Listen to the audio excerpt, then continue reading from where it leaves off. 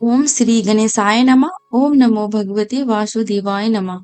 दोस्तों, आज के वीडियो में जानेंगे 2024 में चैत्र पूर्णिमा व्रत कब है, पूजा का शुभ मुहूर्त, पूजा विधि और साथ ही जानेंगे हनुमान जी की पूजा कैसे करें आज के दिन और धन प्राप्ति के चमत्कारिक उपाय, और इसके साथ ही श्रवण करेंगे चैत्र पूर्णिमा व्रत की कथा।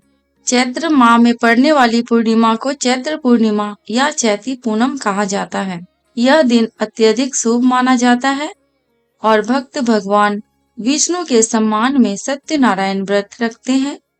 2024 में चैत्र पूर्णिमा 23 अप्रैल दिन मंगलवार को मनाई जाएगी।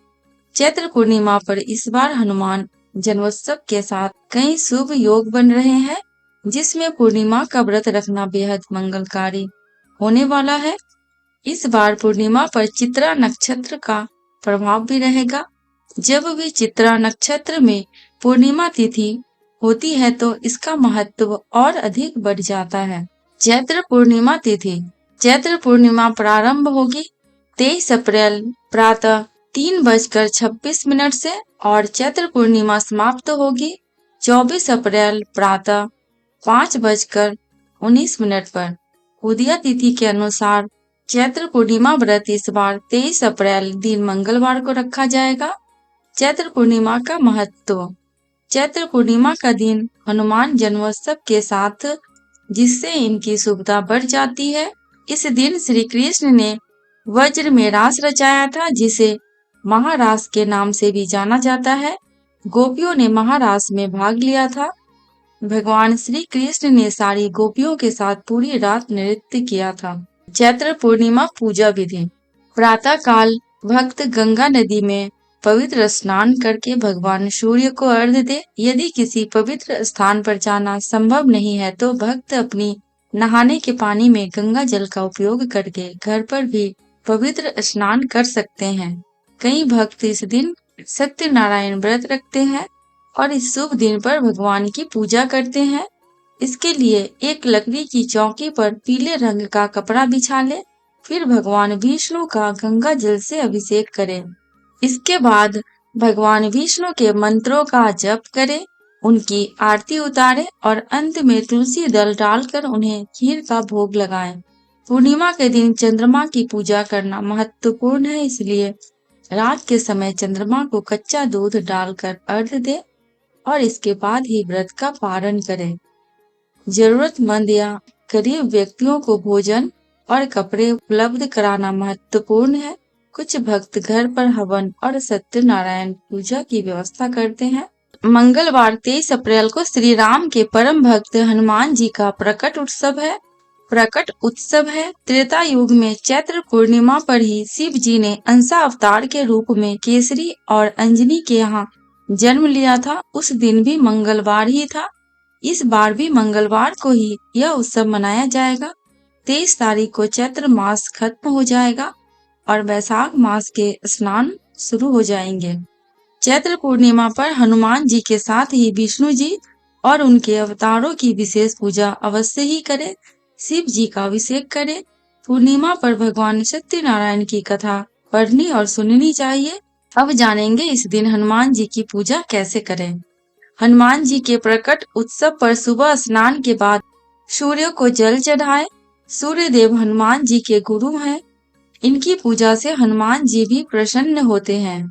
सूर्य को अर्घ्य देने के बाद घर के मंदिर में गणेश पूजा करें। गणेश जी को स्नान कराएं, हार फूल और वस्त्रों से श्रृंगार कराएं, धूर्वा चढ़ाएं, लड्डू का भोग लगाएं, धूप दीप जलाकर आरती करें। गणेश पूजन के बाद राम दरबार के साथ हनुमान जी का अभिषेक करें। हनुमान जी को सिंदूर और चमेली का तेल चढ़ाएं। पूजन सामग्री अर्पित करें। भगवान के सामने धूप दीप जलाएं, हार फूल चढ़ाएं, मिठाई का भोग लगाएं। पूजा में हनुमान चालीसा और सुंदर कांड का पाठ करना चाहिए। हनुमान जी के मंत्र ओम राम दूताय नमः का जप करें। मंत्र जप कम से कम 108 बार करना चाहिए। चैत्र पूर्णिमा पर कर सकते हैं ये शुभ कार्य। चैत्र पूर्णिमा पर गंगा, यमुना, शिप्रा, कावेरी, नर्मदा जैसी पवित्र नदियों में स्नान करने की परंपरा है। अपने शहर के पास कोई नदी हो तो वहां स्नान कर सकते हैं। अगर नदी में स्नान करना संभव नहीं है तो अपने घर पर ही पानी में गंगा जल मिलाकर स्नान कर सकते हैं।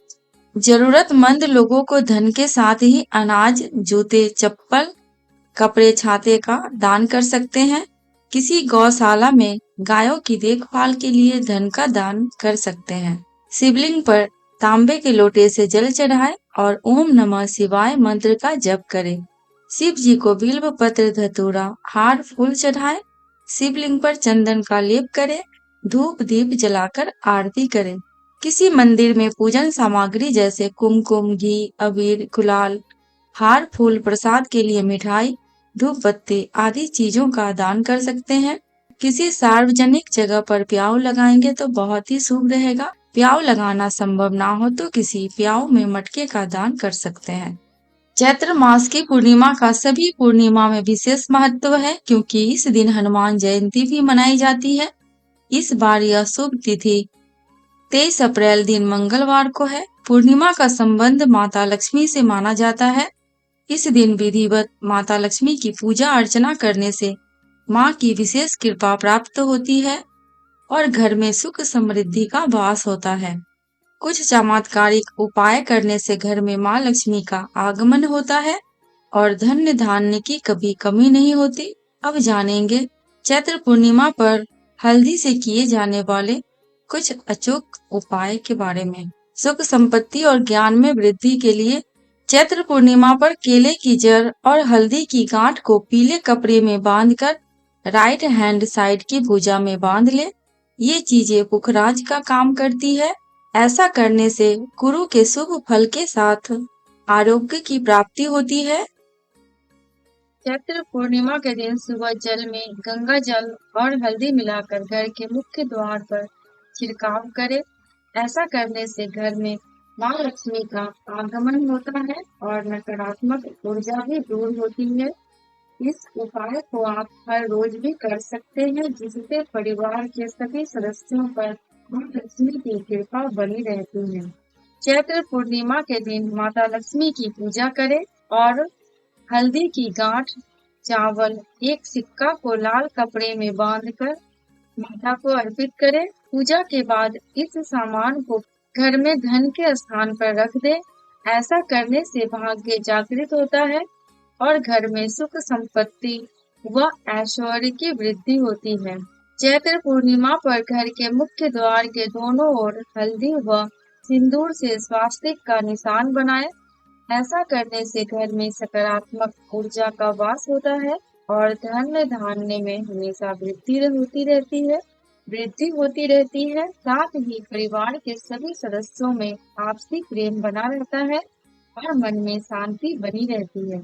चैत्र पूर्णिमा पर माता लक्ष्मी के साथ भगवान विष्णु की पूजा करें। दूध में हल्दी मिलाकर भगवान विष्णु का अभिषेक करें और एक काली हल्दी भी भगवान को अर्पित करें। इसके बाद हाथ जोड़कर मन में भगवान को अपनी इच्छा के बारे में बताएं। ऐसा करने से आपकी मनोकामना पूरी होती है और हर कार्य सफल होता है। अब श्रवण करेंगे चैत्र पूर्णिमा व्रत कथा। एक नगर में एक सेठ सेठानी रहते थे। सेठानी रोजाना भगवान विष्णु की पूजा भक्ति भाव से किया करती थी, परंतु सेठानी का पूजा करना उसके पति को बिल्कुल पसंद नहीं था। इसी कारण एक दिन सेठ ने उसे घर से निकाल दिया। सेठानी घर से निकलकर जंगल की ओर चल दी। रास्ते में सेठानी ने देखा कि जंगल में 4 आदमी मिट्टी खोद रहे हैं। यह देखकर सेठानी ने उनसे बोला कि आप लोग मुझे किसी काम पर रख लो। सेठानी के कहने पर उन्होंने सेठानी को नौकरी पर रख लिया, परंतु सेठानी बहुत कोमल थी, इस वजह से उसके हाथ पर छाले पड़ गए। यह देख चारों आदमी ने सेठानी से काम छोड़ने की बात कही। उन्होंने कहा कि इसकी जगह तुम हमारे घर का काम कर दो। सेठानी के मान जाने पर वे उसे अपने घर ले गए। वहां वे चारों आदमी 4 मुट्ठी चावल लाते और उसे बांट कर खा लेते। यह देख सेठानी को बहुत बुरा लगता। इसे देख सेठानी ने उन चारों आदमी को 8 मुट्ठी चावल लाने को कहा। सेठानी की बात मानकर चारों आदमी 8 मुट्ठी चावल लाए। इन चावलों का सेठानी ने भोजन बनाया और भगवान विष्णु को भोग लगाकर सभी आदमियों को परोस दिया। इस बार चारों आदमियों को भोजन बहुत स्वादिष्ट लगा और सेठानी से खाने की तारीफ करते हुए इसका राज पूछा। तो सेठानी ने कहा कि यह भोजन भगवान विष्णु का जूठा है, इसी वजह से ये आपको स्वादिष्ट लग रहा है। उधर सेठानी के जाने के बाद से सेठ भूखा रहने लगा। आसपास के लोग उसे ताने मारने लगे कि ये पत्नी की वजह से ही खाना खा रहा था। लोगों की बातें सुनकर सेठ सेठानी को जंगल में देखने निकल गया। रास्ते में उसे वही 4 आदमी मिट्टी खोदते हुए दिखाई दिए। सेठ ने उन्हें कहा कि तुम मुझे काम पर रख लो। तब चारों आदमी ने उसे भी काम पर रख लिया, लेकिन सेठानी की तरह मिट्टी खोदने से सेठ के हाथों में भी छाले पड़ गए। यह देखकर उन्होंने सेठ को भी घर का काम करने की सलाह दी। सेठ भी उनकी बात मानकर उनके घर चल दिया। घर पहुंचकर सेठ ने सेठानी को पहचान लिया, लेकिन सेठानी घूंघट में होने के कारण सेठ को नहीं पहचान पाए। हर दिन की तरह इस बार भी सेठानी ने भगवान विष्णु को भोग लगाकर सभी को खाना परोस दिया। लेकिन जैसे ही सेठानी सेठ को खाना परोसने लगी, तो भगवान विष्णु ने सेठानी का हाथ पकड़ लिया और कहा कि ये तुम क्या कर रही हो? सेठानी बोली, मैं कुछ नहीं कर रही, मैं तो भोजन परोस रही हूँ। चारों भाइयों ने सेठानी से कहा कि हमें भी भगवान विष्णु के दर्शन कराओ। सेठानी के अनुरोध करने पर भगवान विष्णु उन सभी के सामने प्रकट हो गए। यह देख सेठ ने सेठानी से क्षमा मांगी और उसे हाथ पकड़कर घर चलने को कहा। तब चारों भाइयों ने बहन को बहुत सारा धन देकर विदा किया। तब से सेठ भी भगवान विष्णु का भक्त बन गया और पूरी श्रद्धा से उनकी पूजा करने लगा। इससे उसके घर में फिर से धन की बरसात होने लगी। ऐसी मान्यता है कि इस दिन व्रत रखने से सत्यनारायण भगवान के साथ हनुमान जी, प्रभु श्री राम और माता सीता की कृपा भी प्राप्त होती है। कथा समाप्त। दोस्तों, कमेंट बॉक्स में भगवान विष्णु, माता लक्ष्मी एवं हनुमान जी की जयकारा लगाना बिल्कुल भी मत भूलना। आपको मेरे चैनल पे व्रत त्योहारों की जानकारियाँ एवं उनसे जुड़ी कथा कहानियाँ मिलती रहेंगी। अगर आपको ये वीडियो थोड़ी भी उपयोगी लगी हो तो प्लीज मेरे चैनल को सब्सक्राइब करके मेरे वीडियो को लाइक एंड शेयर कर देना। अंत तक वीडियो में बने रहने के लिए आपका दिल से बहुत बहुत शुक्रिया।